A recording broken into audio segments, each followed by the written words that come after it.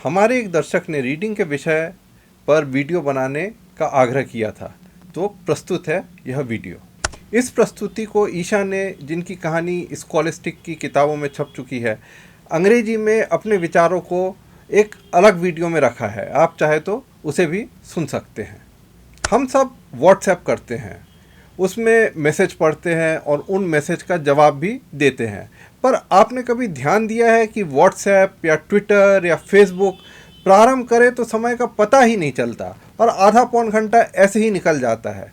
पर अगर हम किताब खोलें तो 4-5 पन्ने बाद ही आंख भारी होने लगती है और थकान होने लगती है और किताब बंद करके हम उठ जाते हैं। ऐसा क्यों? फ़र्क यह है कि सोशल मीडिया में छोटे छोटे मैसेज रहते हैं, साथ में तस्वीर या कोई वीडियो भी हो सकती है।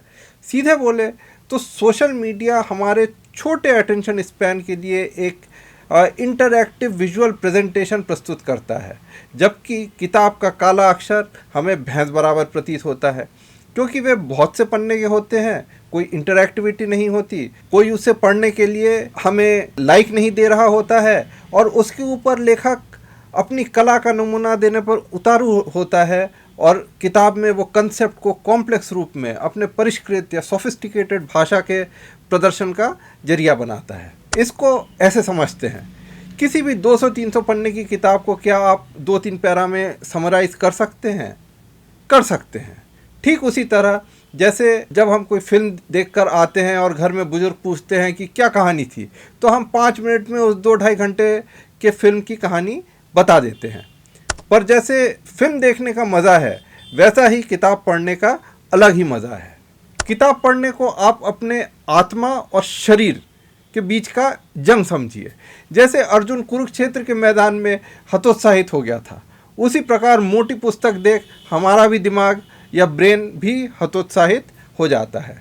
इसके अलावा नए पाठक कुछ पन्ने पढ़ते ही उन्हें एंग्जाइटी होने लगती है या थकान होने लगती है और वो किताब छोड़ उठ जाते हैं। तो सबसे पहला काम ये करना है कि हमें जंग के मैदान में डटे रहना है, यानी कि जहाँ बैठकर हम पढ़ रहे हैं हमें बैठे रहना है, उठना नहीं है। 2-3 मिनट सांस लीजिए और फिर से पढ़ने लग जाइए। यहाँ ये बताना ज़रूरी है कि पढ़ाई हमेशा बैठकर करें, बिस्तर पर लेटकर ना करें।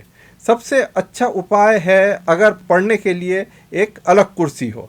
जितने भी आप माइंड बॉडी कनेक्शन वाली किताबें पढ़ेंगे, सब यही कहते हैं कि हम अपने फिज़िकल पोस्चर से और फिज़िकल सेटिंग से अपने ब्रेन को इन्फ्लुएंस कर सकते हैं।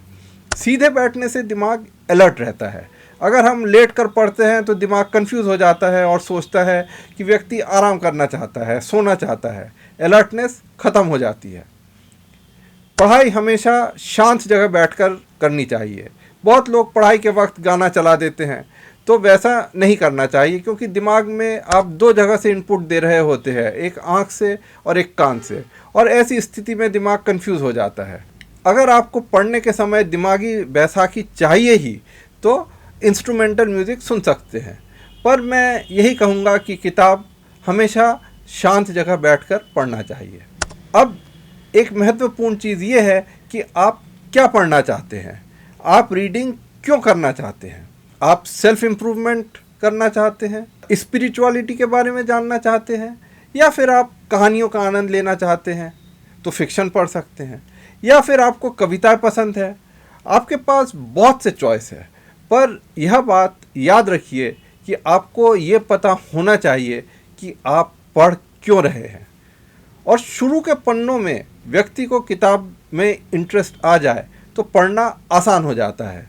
पर अगर किताब पसंद नहीं आ रही है, या वो बहुत एब्स्ट्रैक्ट है, या लेखक ने कठिन भाषा का इस्तेमाल किया है, तो ऐसा किताब पढ़ना आसान नहीं होता है। या तो आप किताब को अलग रख दें, जिसे DNF कहते हैं, डिड नॉट फिनिश, और फिर दूसरी किताब उठा ले। पर यदि उस कठिन किताब को पढ़ना ही है तो हमें पढ़ाई के मैदान में डटे रहना पड़ेगा। अब पढ़ाई में भाषा की भूमिका रहती है। हमारे एक टीचर बोलते थे कि हम पढ़ेंगे और लिखेंगे अंग्रेजी में, पर बातें हिंदी में करेंगे, समझेंगे हिंदी में। बोलने का अर्थ ये है कि पढ़ने और समझने में भाषा अड़चन नहीं बननी चाहिए। आपने अगर प्रतियोगी परीक्षाएं दी है तो सवाल उसमें अंग्रेजी और हिंदी में आते हैं। कभी सवाल समझ में न आता तो हम प्रश्न को दूसरी भाषा में पढ़कर समझ लेते थे। जैसे गीतांजलि श्री की किताब रेत समाधि, जो बुकर अवार्ड विजेता है और हिंदी में है। यद्यपि मेरी हिंदी बहुत अच्छी है, मुझे इस किताब की हिंदी भाषा थोड़ी कठिन लगी, जबकि इसका अंग्रेजी का अनुवाद सरल अंग्रेजी में है। उसी प्रकार विक्टर फ्रैंकल की किताब जो अंग्रेजी में है वो मुझे कठिन लगी, तो मैंने उसका हिंदी अनुवाद ले लिया जो समझने में मुझे सरल लगा। बोलने का अर्थ ये है कि जब हम पढ़ें तो ध्येय होना चाहिए ज्ञान अथवा जानकारी प्राप्त करना। भाषा के चक्रव्यूह में हमें नहीं फंसना है।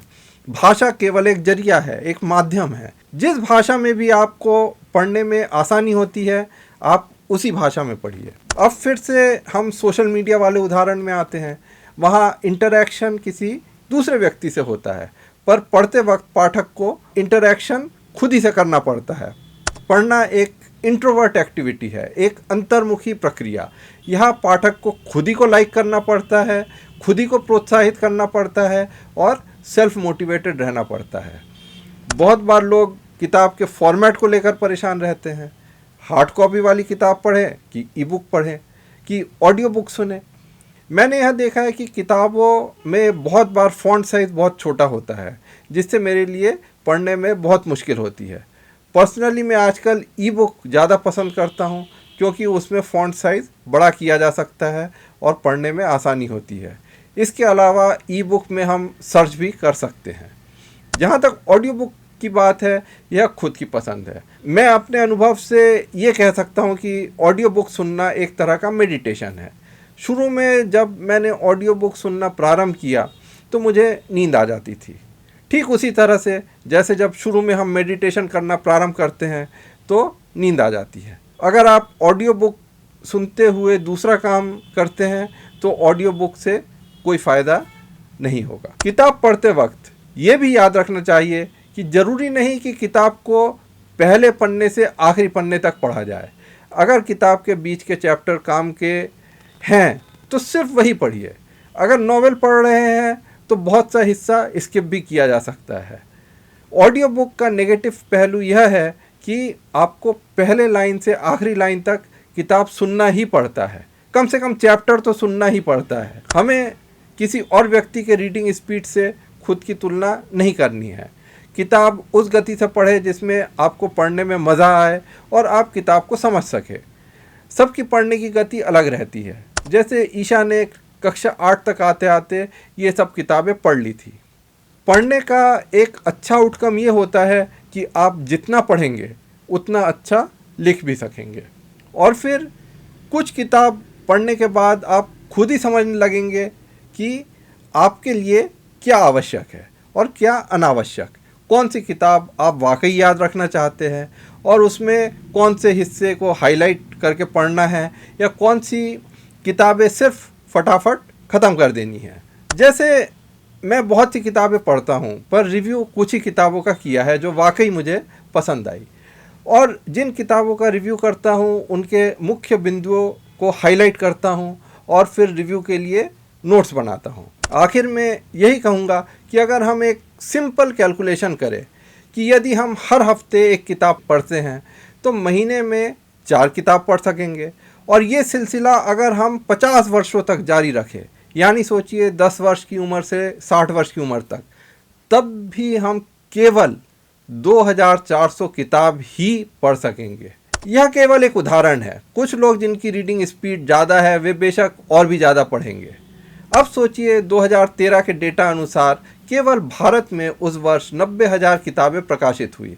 अमेरिका में उसी वर्ष 2,75,000 से अधिक किताबें प्रकाशित हुई। ISBN जो किताबों की नंबरिंग करता है उसके अनुसार 2023 तक दुनिया में 15 करोड़ से अधिक यूनिक किताबें हैं, और उसमें से 1.5 करोड़ किताबें कहानियों की है। तो हम इस ज्ञान के सागर में हम कुछ बूंद ही प्राप्त कर सकते हैं।